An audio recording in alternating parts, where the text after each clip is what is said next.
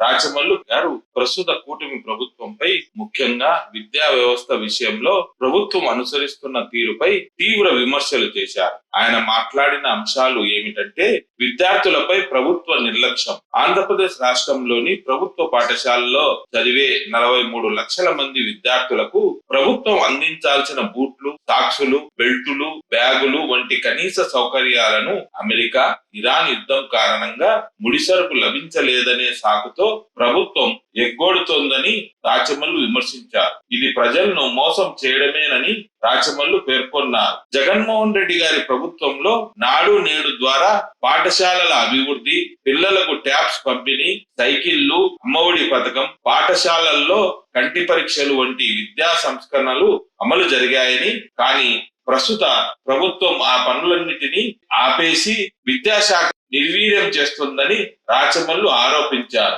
పాఠశాలల్లో వంటకు బదులుగా స్మార్ట్ కిచెన్ పేరుతో మండలానికి ఒకే చోట వంట చేసి తరలించే విధానం వల్ల స్థానికంగా పనిచేసే వంటలమ్మలు, సహాయకులు ఉపాధి కోల్పోతారని, అలాగే భోజనం నాణ్యత, సమయ పాలన దెబ్బతింటాయని రాచమల్లు ఆందోళన వ్యక్తం చేశారు. విద్యాశాఖ మంత్రి, హోంశాఖ మంత్రి, ఆర్థిక శాఖ మంత్రి వంటి మంత్రులు వారి శాఖలకు సంబంధించిన అభివృద్ధి పనుల గురించి కాకుండా కేవలం జగన్మోహన్ రెడ్డి గారిని విమర్శించడం, కక్ష సాధింపు రాజకీయాలకే పరిమితమయ్యారని రాచమల్లు విమర్శించారు. పిల్లల భవిష్యత్తుతో ఆడుకుంటున్న ఈ ప్రభుత్వానికి తల్లిదండ్రులు తగిన బుద్ధి చెప్పాలని, విద్యా వ్యవస్థను నాశనం చేస్తున్న వారిని ఆజన్మాంతం జైలులో ఉంచినా తప్పు లేదని రాచమల్లు ఘాటుగా వ్యాఖ్యానించారు. చంద్రబాబు నాయుడు పాలనలో విద్యా విధానం పూర్తిగా అంధకారంలోకి వెళ్తోందని రాచమల్లు హెచ్చరించారు. డిఎస్సి పరీక్షల్లో కూడా చాలా అవకతవకలు జరిగాయని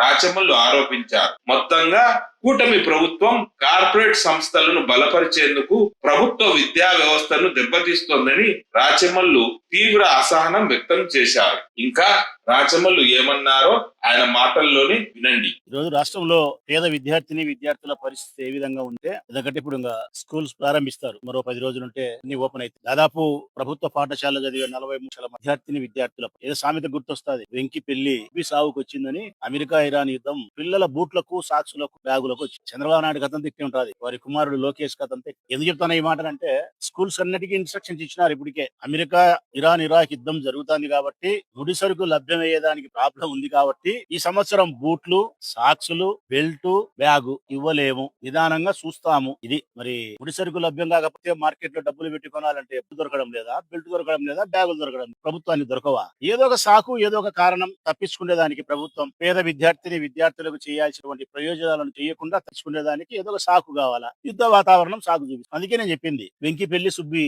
సాగుకు వచ్చిందని. మీరు బాగా గమనించమని ఈ రాష్ట్రంలో ఉండే పిల్లల యొక్క తల్లిదండ్రులకు 2 చేతులెత్తి నమస్కరించి విజ్ఞప్తి చేస్తా ఉన్నా. గమనించమని ఈ ప్రభుత్వ పనితీరు. ఎన్నో విషయాలకు మాట తప్పిండొచ్చు, ఎన్నో కార్యక్రమాలకు వాళ్ళు మోసం చేసిండొచ్చు ప్రజలకు. వాటికి శిక్ష ఓటు వేయకుండా ఉండడం, ప్రభుత్వం నుంచి గద్దె దించడం వరకే. కానీ మన పిల్లల భవిష్యత్తుకు అంధకారాన్ని చేసి వారి ద్వారా ఈ రాష్ట్ర దేశ భవిష్యత్తునే అంధకారం చేసేదానికి కారణభూతమైన ఈ ప్రభుత్వాన్ని గద్దె దింపితే సరిపోదు. అబద్ధాలు చెప్పి, మోసాలు చేసి ప్రభుత్వం లేకు వచ్చి మన పిల్లల యొక్క జీవితాలతోనూ భవిష్యత్తును ఆడుకుండే ఈ పాలకుణ్ణి, చంద్రబాబు నాయుడును, ఈ ప్రభుత్వాన్ని యావత్ జీవితము జైల్లో పెట్టిన తప్పులేదు.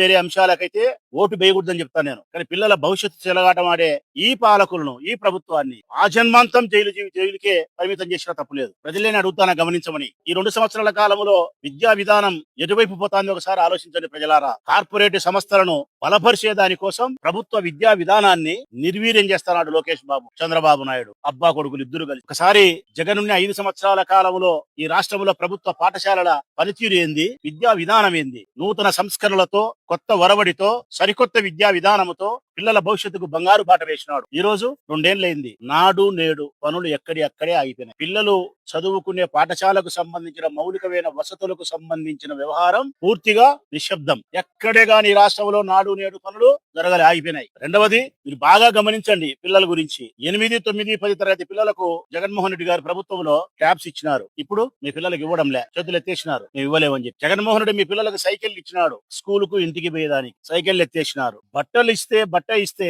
ఆ బట్టలు కుట్టించుకునే దానికి కూలి కూడా జగన్మోహన్ రెడ్డి గారి ప్రభుత్వం చెల్లించి ఈ రోజు తల్లిదండ్రులే పెట్టుకోవాలి ఆ కూలి. ఈ సంవత్సరం అయితే బూట్లు లేవు, బెల్టు లేదు, సాక్సులు లేవు, బ్యాగు లేదు. అవి ఎత్తిపెట్టినారు. రోజు రోజుకు విద్యార్థుల యొక్క సంఖ్య ప్రభుత్వ పాఠశాలలో గణనీయంగా తగ్గిపోతోంది. అంతా ఇంత కాదు, పెద్ద నిష్పత్తిలో తగ్గిపోతా ఉంది. కారణం ఈ ప్రభుత్వం యొక్క పనితీరు బాగలేక, లోకేష్ బాబు గారి యొక్క పనితీరు బాగలేక, ఈ రాష్ట్ర ముఖ్యమంత్రి యొక్క విద్యా విధానంలో మార్పులు చేర్పులు బాగలేకపోవడం వలన. అంతకుముందు ఐవార్లకు ఒక మాట చెప్పినారు, జగన్మోహన్ రెడ్డి ప్రభుత్వం చాలా యాప్లు పెట్టి మిమ్మల్ని ఇప్పుతుంది, మేము వచ్చినాక తీసేస్తామని చెప్పి 10 యాప్లు తీసి ఒక్క యాప్ లోనే ఐవార్లను తోముతున్నారు. 10 యాప్లు తీసేసినారు, ఒక్క యాపే పెట్టినారు. 10 యాప్లలో చేయాల్సిన పని ఒక్క యాప్ లోనే పెట్టి ఐవార్లను వదిలిపెట్టలే.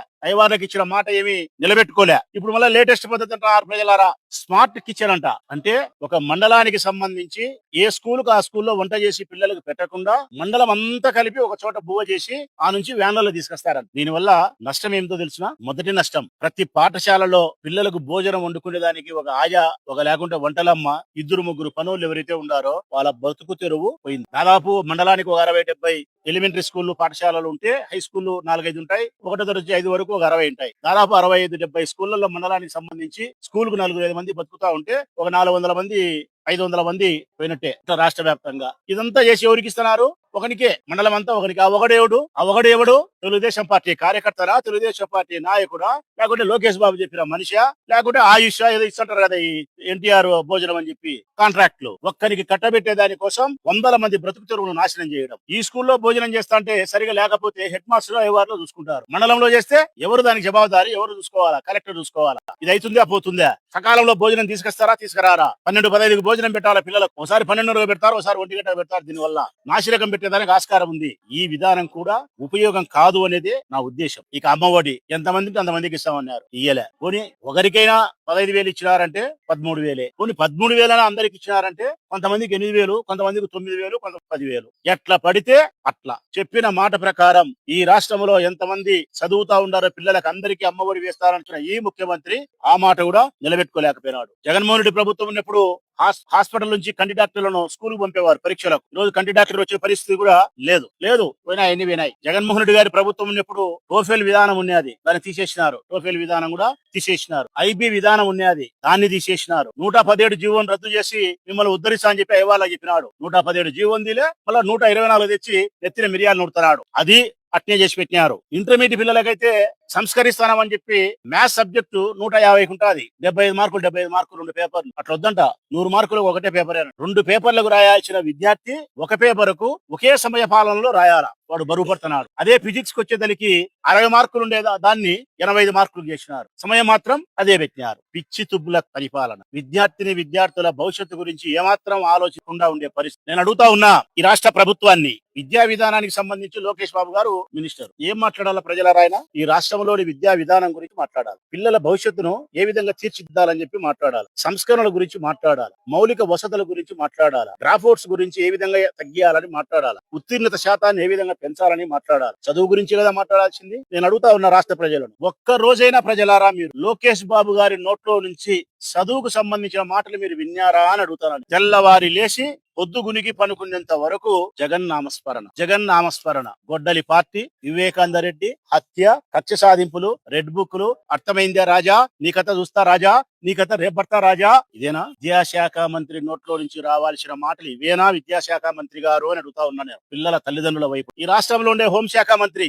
ఏం మాట్లాడాలా ప్రజలారాయన? ఆమె ఎవరైనా హోంశాఖ మినిస్టర్ గా ఉంటే శాంతి భద్రతల గురించి మాట్లాడాలా. క్రైమ్ రేటు తగ్గిందా లేదా అని చూడాలా. మటక, మంగతై, జూదము, అసాంఘిక కార్యకలాపాలు, లేకపోతే బంగ్యాకు, హెరాయిన్, హత్యలు, దొమ్మిలు, దోపిడీలు, హింసకు సంబంధించిన సంఘటనలు, ఈ నేరాల గురించి, ఘోరాల గురించి ఆమె మాట్లాడి నియంత్రించే ప్రయత్నం చేయాలి. నేను అడుగుతా ఉన్నా ఈ రాష్ట్ర ప్రజలను, ఏ ఒక్క రోజన్నా హోమ్ మినిస్టర్ గారు ఈ రాష్ట్రంలో శాంతి భద్రతలను పరిరక్షించే నేపథ్యంలో అందుకు తగ్గ మాటలు గాని, అందుకు తగ్గ మీటింగులు గాని మీరు ఎవరైనా చూసినారా ప్రజలారా అని అడుగుతాను. మాట్లాడుతూ ఆమె నోట్ల నుంచి ఒక్క మాట వస్తుంది, జగన్నామస్మరణ. పులిందల ఎమ్మెల్యే, గొడ్డలి పార్టీ, వివేకానంద రెడ్డి తల్లికి చెల్లికి భూ పెట్టనోటోడు. అంటే హోంశాఖ మినిస్టర్ గారు శాంతి భద్రత గురించి మాట్లాడారు. విద్యాశాఖ మంత్రి గారు విద్య గురించి మాట్లాడారు. ఆర్థిక శాఖ మంత్రి పయ్యావుల కేశవ్ గారు ఎప్పుడైనా సరే ఈ రాష్ట్రంలో ఉండే ఆర్థిక స్థితిగతుల గురించి గాని, మన అప్పుల గురించి గాని, మన ఆదాయాన్ని గురించి గాని, ఈ రాష్ట్రాన్ని ఆదాయంలోకి తీసుకుపోయేదాన్ని తీసుకోవాల్సిన జాగ్రత్తలు గాని, ప్రజలను జాగ్రత్త చేసే ప్రయత్నం గాని ఒక్క రోజన్నా మాట్లాడంగా మీరు విన్నారా? విన్నారా ప్రజలారా? మాట్లాడు. ఆయన రాజారెడ్డి, రాజశేఖర రెడ్డి, వివేకానంద రెడ్డి, గొడ్డల పార్టీ, క్రిమినల్, ఫ్యాక్షనిస్టు, ఈ రాష్ట్రంలో ఉండబడిన ఏ మంత్రులు కూడా వారి శాఖకు సంబంధించినటువంటి విషయాలు మాట్లాడంగా మీరు ఎప్పుడైనా విన్నారా? వీరందరి నోట్లో నుంచి వచ్చేది ఒకటే, జగన్ నామస్మరణ. జగన్ను మాట్లాడాల. వీళ్ళకి మంత్రి పదవులు ఇచ్చినది జగన్ను విమర్శించడానిక, వారి శాఖను ఉద్ధరించి రాష్ట్ర ప్రజలకు మేలు చేయడానికి. నేను అడుగుతా ఉన్నా చంద్రబాబు నాయుడు గారిని, యుద్ధ వాతావరణం వల్ల బూట్లు కొనిలేకపోతున్నాం, బ్యాగులు కొనిలేకపోతున్నాం అని చెప్తానా నువ్వు? ఏందబ్బా నీకు? ఇది మామూలు ముఖ్యమంత్రికి అయితే ఒకవేళ ఏదన్నా యుద్ధం వచ్చింది కాబట్టి ముడిసరుకు రాలే, ముడిసరుకు రాకపోతే తయారు చేయాలని, అదే నీకు వర్తించదు చంద్రబాబు నాయుడు గారు. కారణం 10 డిగ్రీల ఎండను తగ్గించేవాళ్ళు, 10 డిగ్రీల ఎండను తగ్గించేవాళ్ళు, మంట లేకుండా వంట చేసేవాళ్ళు. ఈ ప్రపంచంలో ఎవ్వరు చేయడు మంట లేకుండా వంట. నువ్వు ఒక్కనే చేస్తావు. పొయ్యి కింద మంట ఉండదు, గిన్నెలో మాత్రం చేపల కూర. ఇది ఎటునా మా పిల్లలకు కూడా చెప్తే మేము గ్యాస్ ఖర్చులు ఇంకొక ఖర్చులు తగ్గించుకొని మంట లేకుండా వంట చేసుకొని భోజన కార్యక్రమం చేస్తావు. 10 డిగ్రీల ఎండ తగ్గించేవానివి, పొయ్యి కింద మంట లేకుండా వంట చేసేవానివి, 150 సంవత్సరాలు బ్రతకడానికి సంజీవిని కనిపెట్టిన మనిషివి, గన్నులతో వ్యవసాయం చేసేవానివి, దోమల మీద వేటాడి యుద్ధం చేసేవానివి, యుద్ధ వాతావరణం వల్ల బూట్లు కొనిలేవాను. ఇది ఇదే కదా సుబ్బి మీ పెళ్లి వెంకి సాగుకు వచ్చిందంటే ఇదే కదా నీ అబద్ధం కూతలన్నీ మాటలన్నీ. తల్లిదండ్రులందరినీ నేను నమస్కరిస్తా ఉన్నా. 43 లక్షల మంది పేద విద్యార్థి ప్రభుత్వ పాఠశాలకు పోయే విద్యార్థుల తల్లిదండ్రులకు నమస్కరించి ప్రార్థిస్తా ఉన్నా. ఏ విషయంలో మీరు తప్పు చేసినా పర్వాలే, ఏ విషయంలో మమ్మల్ని మీరు మిస్అండర్స్టాండింగ్ చేసుకుని మాకు ఓటు వేయకపోయినా పర్వాలే, ఏ ఆశకు మీరు ఆశపోయినా ఈ ప్రభుత్వానికి ఓటేసినా నేను బాధపడలే. కానీ మన పిల్లల భవిష్యత్తును అంధకారం చేసే ఈ ఒక్క విషయంలో మాత్రం ఈ ప్రభుత్వాన్ని క్షమించకూడదని చెప్పి ప్రజలకు విజ్ఞప్తి చేస్తా ఉన్నా. వీరికి ఓటు వేయకుండా ఉండేది కాదు, నేను గట్టిగా చెప్తా ఉన్నా. పిల్లల భవిష్యత్తుకు అంధకారం చేసే ఈ ప్రభుత్వాన్ని జీవిత ఆజన్మాంతం జైల్లోనే పెట్టాలా. ఇంతకంటే గొప్ప నేరం, ఇంతకంటే సమాజానికి నష్టం మరొకటి లేదు. విద్య ద్వారానే మన కుటుంబం బాగుపడుతుంది, చదువు ద్వారానే మన ఊరు బాగుపడుతుంది, చదువు ద్వారానే మన దేశం బాగుపడుతుంది, చదువు ద్వారానే మన విజ్ఞానం, వికాసం, సంస్కారం, అభివృద్ధి, డబ్బు, పేరు, ప్రఖ్యాతి, ఆరోగ్యం సర్వం చదువు ద్వారా వస్తుంది. అట్టి చదువునే మన పిల్లలకు అందకుండా వీరి వింత పోకడితో, వీరి కక్షాదింపు చర్యలతో, వీరి అహంతో, వ్యక్తిగత కక్షలతో, అబద్ధాలతో నిర్వీర్యం చేసి నారాయణ లాంటి సంస్థలను బలోపేతం చేయడానికి వీరు తీసుకునే విద్యా విధానాలు ఉపయోగపడతానాయే తప్ప మరొకటి కాదు అనేది సుస్పష్టంగా చెప్పగలుగుతావు. ఇంకొకటి కూడా మీరు గమనించండి, డిఎస్సి అన్నారు. ఉపాధ్యాయుల యొక్క నియామకాలకు సంబంధించిన పరీక్ష ఏమైంది? అది అవకతవకలైపోయింది, అల్లకల్లోలం అయిపోయింది. చెయ్యి జంపునటోనికి అందుతాంది కాయ పండు, అంతే. ఎవరికి దొక్కితే వాడు మోసం. అంటే ఉపాధ్యాయుల నియామకాల్లో మీరు నియమించినటువంటి డిఎస్సి ఎగ్జామ్ కూడా అవకతవకలైపోయి భ్రష్టు పట్టిపోయినారు. కాబట్టి ఈ వ్యత్యాసాలను గత ప్రభుత్వంలో జగన్మోహన్ రెడ్డి ప్రభుత్వంలో ఉండే విద్యా విధానాన్ని, ఆనాడు టోఫెల్ విధానం గాని, ఐబీ గాని, డిజిటల్ ఎడ్యుకేషన్ గాని, ట్యాబ్స్ గాని, సైకిళ్లు గాని, భోజనం గాని, బూట్లు గాని, సాక్సులు, నాడు నేడు పన్నులు గాని, డాక్టర్లు వచ్చి పరీక్షించే విధానం గాని, అమ్మఒడి వేసిన విధానం గాని, ప్రభుత్వ పాఠశాలలు నిండు గర్భిణులాగా ఏ విధంగా ఉన్నాయనేది గాని, ఈ బుద్ధు రెక్క డొక్కలు లోపలి పోయి బక్క ఎక్కిన మనిషి తుఫాన్లు చిక్కినోడు ఎట్టుంటాడో అట్లున్నాయి పాఠశాలలు, ఈ బుద్ధు ప్రభుత్వ పాఠశాలలు. ఖచ్చితంగా చంద్రబాబు నాయుడు ఈయన 3 సంవత్సరాలు ఉండి మరొక 5 సంవత్సరాలు ఈ రాష్ట్రాన్ని పరిపాలిస్తే నేను ఛాలెంజ్ చెప్తా, ఈ రాష్ట్రంలో విద్యా విధానమే ఉండదు. ఈ రాష్ట్రంలో విద్యా విధానమే ఉండదు. 8 సంవత్సరాలు ఆయన పరిపాలన చేసినాడా ఈ రాష్ట్రంలో విద్యా విధానమే ఉండదు. ఛాలెంజ్ చెప్తా నేను. దయచేసి పిల్లల తల్లిదండ్రులు గట్టిగా మిమ్మల్ని ఆలోచించమని చెప్పి